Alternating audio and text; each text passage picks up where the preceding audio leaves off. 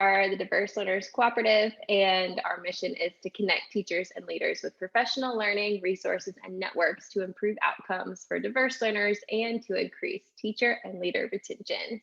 So today, we are going to be talking about reading comprehension and discussing strategies that are going to help us increase access to content material for our diverse learners. So we've got three parts to this that we're going to look at today. We're going to talk about what the challenge is. We're going to frame that, and then we're going to look at close reading as our frame for that comprehension piece, and then look at some ways that we can support our diverse learners before, during, and after close reading. So we're thinking about the challenge here. We know that students with disabilities or students who are multilingual often have additional challenges surrounding their ability to comprehend text. So these might be things like language and translation challenges. Some students might need longer time to process, or they need more think time. There's also fluency and comprehension levels that could be out of sync. So they might be sounding really fluent, but not able to talk about the text, or vice versa. They might be able to talk about the text, but their reading sounds choppy. We also might see that more complex texts require different types of mental organization, which might be a barrier to some students' content mastery. So we're going to look at some ways to attend to those challenges. When we're thinking about reading comprehension and reading comprehension skills, the goal is for students to apply individual skills in order to read the text in a connected way. So their reading behaviors for comprehension are things like making explicit connection across text to yourself, to the world. We also see that readers who comprehend are synthesizing learning from the text. They're able to condense it, they're able to expand on it. They might be able to summarize the main ideas, and they're able to infer meaning beyond what's explicitly stated in the wording of the text. We might wonder, how am I going to know if my students need support here? And there's some things that we can look for. And we talked a little bit about those with the framing of the challenges, but you might see that students can read fluently, but they are not able to have an academic discussion about the text. So that's a red flag that we need to work on comprehension skills and support them there. Or students may appear to have an aversion to reading. They might be turned off to it, even though they know sight words and they sound fluent and they seem comfortable with the passage. That might be something that is a barrier to their understanding and reading. We also might see that students struggle to explain the main idea or beyond the main idea of the text. So if we're seeing some of those things, we know that we need to give them more support in reading comprehension. And one way that we're going to think about doing that today is by using close reading. Close reading is a super important strategy that we can use with our students. It does a lot in a little bit of time, and it's going to be really valuable to provide our students with opportunities to close read complex texts. We're also going to look at how we can support them before, during, and after. So we're going to think about how we can build up their background. We're going to use thinking maps in the time that we are teaching them, and then we're going to use juicy sentences after to support the things that they've understood and read. So first, we're going to look at close reading. If you're unfamiliar with close reading, it's a 3-read strategy. And so you read the same passage 3 different times. And the first time you present this to students, they're going to be like, wait, what? And they kind of get used to it, though. They really get into the rhythm. So the first read, you're going to work on getting the gist. You're thinking about, what's the main idea? What jumps out at you? What do you understand? What questions might you have? On the second read, then you're digging deeper into the text, and you're looking at things like text structure, author's purpose, word choice. On the third read, you're then putting all of the things that you saw together, and students are being asked to infer about the text. They're thinking about key points that the author makes, and then also making those text to self, text to text, text to world connections between what they've read and what they know. And so this pushes students to dig deeper into a text. In addition to teaching the text, it also teaches metacognitive reading skills, the importance of all those structures that are in place in the reading. It teaches author's purpose, it teaches inferring. So there's a ton in just this one strategy that we can use across different content areas as well. It is super supportive for diverse learners. So multiple readings of the text allows lots of opportunities to figure out where barriers to understanding might arise. So as a teacher, I can attend to students where they need it most by being present for these close reading sessions. Students might ask questions or make annotations that give insight into their thinking in a new way that just reading it one time might not allow them to do. And also text-dependent questions that are part of the close reading process allow students to engage with the lesson in a different way. It teaches them comprehension skills that they can transfer to their own reading.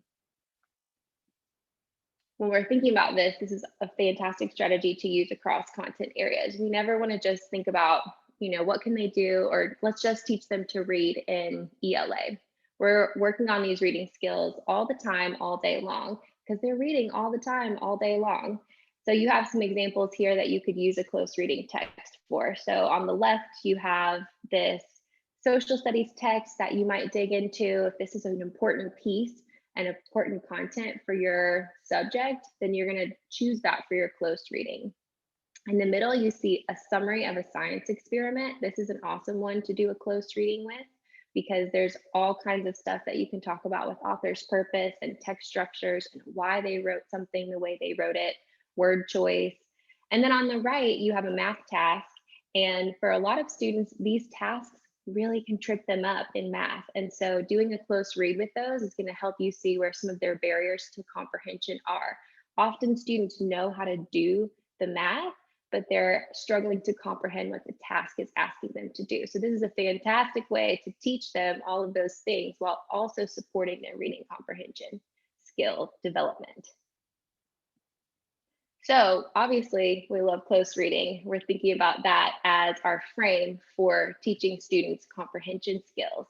And so within that close reading time, we can't just let them be out by themselves. We have to support them by scaffolding the content. We're going to talk about 3 ways we can do that. We can do it before the lesson, we can do it during the lesson, and after the lesson. So before the lesson, we're going to think about building background. We're going to set the stage for reader success through information and content support by building the background that they may not or may have. During reading, we're going to provide processing and structure supports during reading itself by using thinking maps. And then afterwards, we're going to pull out important meaning-rich sentences that will help us dig into the text more deeply by using a juicy sentences strategy. So first, we'll look at building background. We're going to apply 3 principles. And when you get the slides for this, you can click on this image on the right.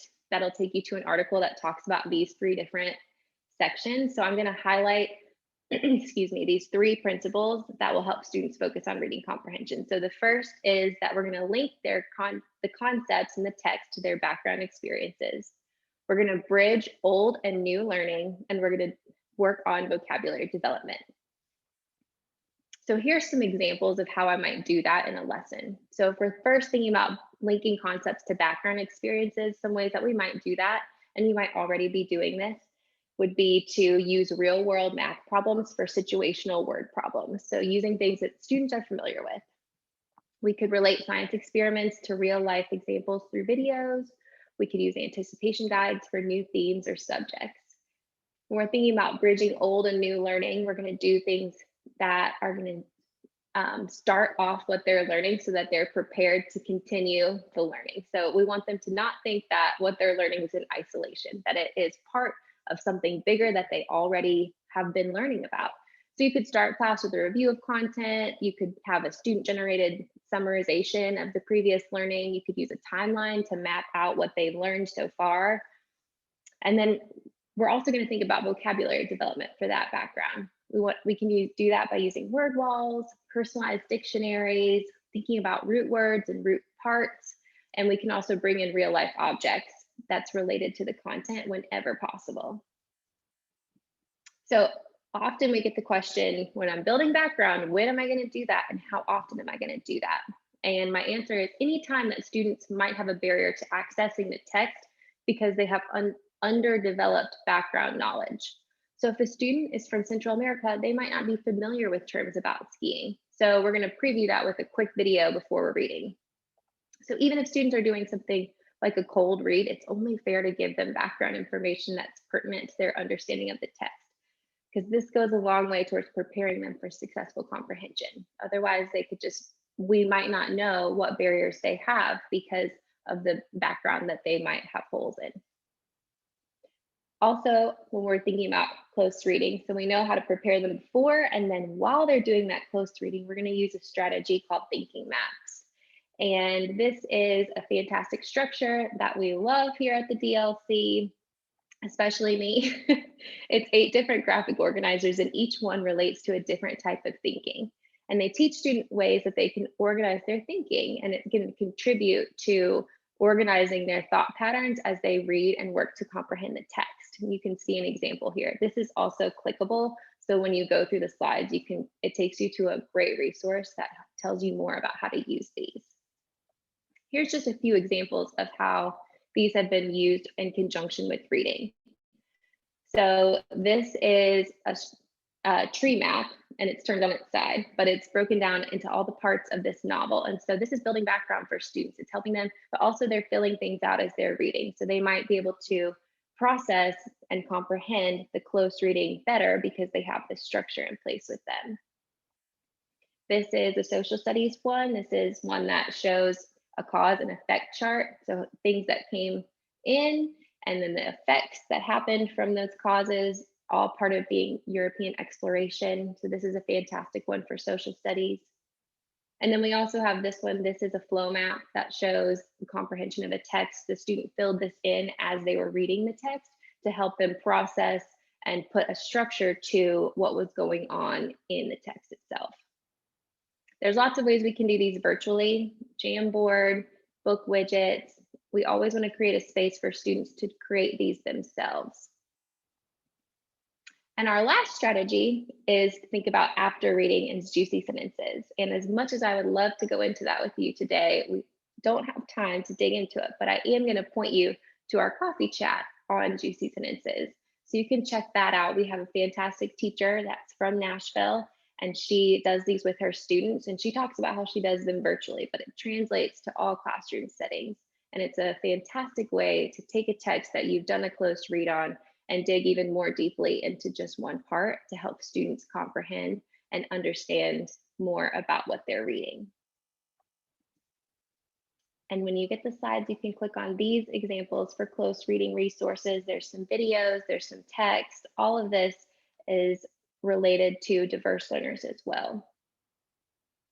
So thanks for joining us today. I hope to see you next time. We're going to talk about best practices for simultaneous teaching. And oh, my slide's wrong. We're actually not going to talk about that today. Next week, we're talking about, Mary's going to help me out. What are we talking about, Mary? I forgot the title. You're fine. I think it's about service times during assessment windows. So how to make sure that your students are receiving those services with all testing coming up. Thank you. Yes. So same time, same day of the week, different title, different date. And we hope to see you there.